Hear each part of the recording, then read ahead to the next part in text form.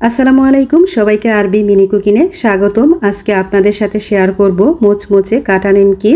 আমার এই নিমকির রেসিপিটি যদি ভালো লেগে থাকে তাহলে আপনাদের কাছে একটা অনুরোধ, আমার ভিডিওটি একটু শেয়ার দিয়ে দিবেন।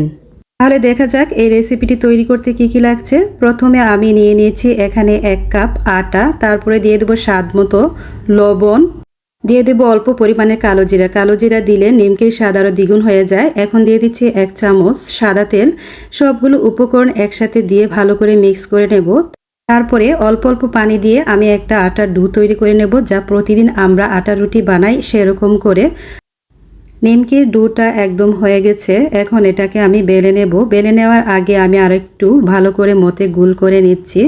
এর মধ্যে দিয়ে দেব একটু আটা, দিয়ে এটাকে আমি বেলে নেব।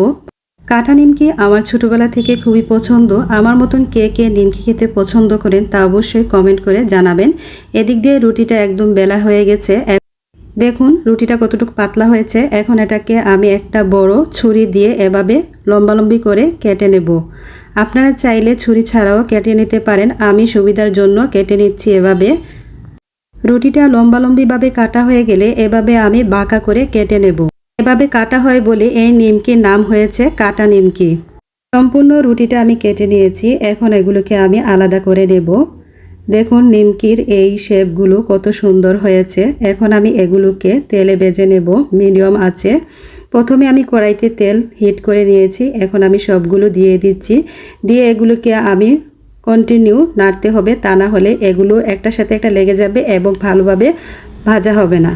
নিমকিগুলো মুচমুচে হতে হলে এগুলোকে দীর্ঘ সময় নিয়ে ভাজতে হবে, তা না হলে এগুলো মুচমুচে হবে না। নিমকিগুলো হয়ে গেছে, এখন আমি এগুলোকে তুলে নিচ্ছি। তৈরি হয়ে গেল মুচমুচে কাটা নিমকি।